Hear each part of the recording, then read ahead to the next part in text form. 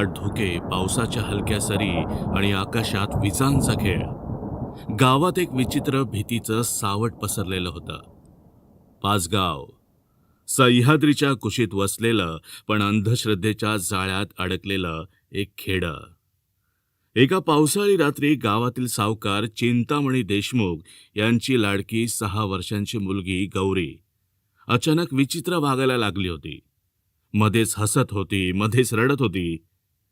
पण ते काही मानवी नव्हतं. तिच्या डोळ्यांमध्ये गूढ रेषा होती.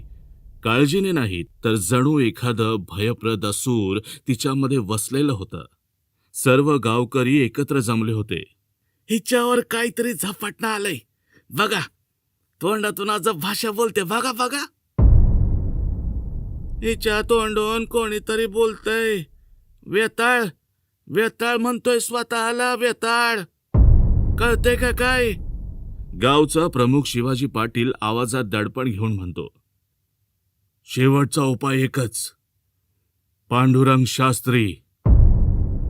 पांडुरंग शास्त्री गावातील वृद्ध पण अत्यंत ज्ञानी पुरोहित, शांत, गंभीर आणि अध्यात्मात रमलेले.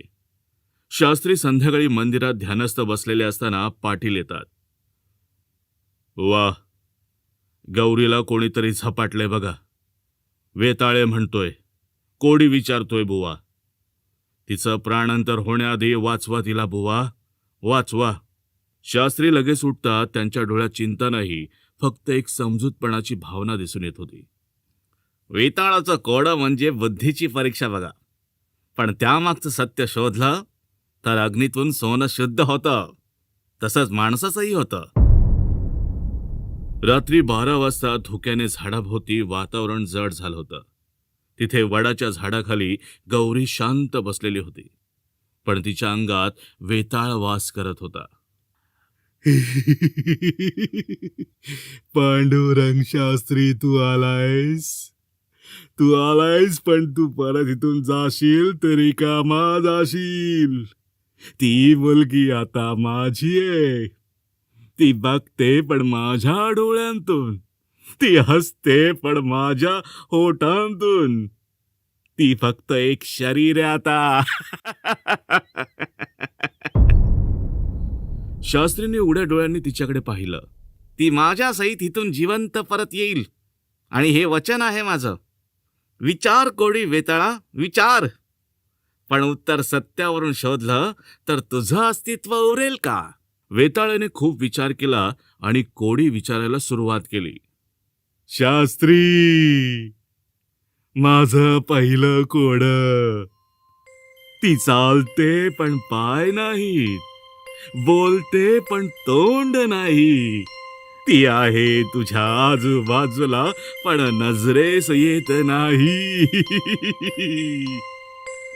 अरे वेताळा, अरे ते वाऱ्याचं रूप आहे रे, जो दिसत नाही पण असतो, आणि तोच प्रश्नात लपलेलं सत्य. पहिलं कोड तर बरोबर आलं. आता दुसरं कोड.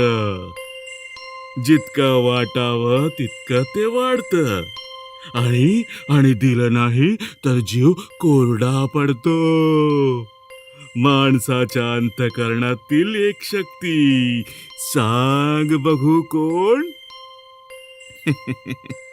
माणसाच्या अंतर्मनातील सर्वात मोठी शक्ती म्हणजे प्रेम. प्रेम केलं की माणूस देवाजवळ जातो. हरकत नाही. आता तिसरं आणि शेवटचं कोड. आता वातावरण पूर्ण गडद आणि विजा चमकायला सुरुवात झाली होती. वडाचं झाड हालायला लागलं होतं आणि वाऱ्याचा वेग प्रचंड झाला होता. आता अखेरचं कोड. ते प्रत्येकाच्या वाटेला येतं. कोणी तिचं स्वागत करत नाही, आणि ते आहे पण कोणीही त्याचा स्वीकार करत नाही. सांग बघू या कोड्याचं उत्तर शास्त्री, सांग. अरे वेताळा, तो आहे मृत्यू, ज्याला टाळलं जातं पण ज्याच्याशिवाय आपल्याला मोक्ष नाही बघ. ती दुःखद नाही, ती मुक्ती आहे आपल्यासाठी. आणि गौरी जोरात किंचाळते. संपूर्ण वडाचं झाड एका क्षणात थरथरायला लागतं. वीज जोरात चमकते आणि एक विचित्र छाया झाडातून हवेत विलीन होत जाते. गौरी शुद्धीवर येते. तिचा चेहरा आता मृदू झाला होता. डोळ्यात पाणी होतं, पण चेहऱ्यावर शांततेचा प्रकाश होता. आई, आई, मला खूप भीती वाटत होती. आई, मला मिठीत घे ना. आई, मला मिठीत घे ना. हे दृश्य पाहून गावकरी भारावून गेले होते. शास्त्री बुवा, तुम्ही केवळ तिचं नाही, आमचंही आयुष्य वाचवलं बघा. अहो पाटील, असं काही नाही. मी काही नाही केलं. हे बघा, सत्य, प्रेम आणि स्वीकृती या तिघांमध्ये ना खूप सामर्थ्य लपून बसलंय.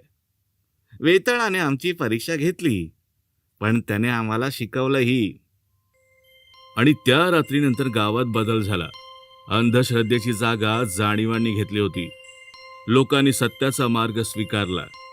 वडाचं झाड जिथे वेताळ राहत होता, तिथे आता एक दीपमाळ लागली, सत्याच्या तेजासाठी.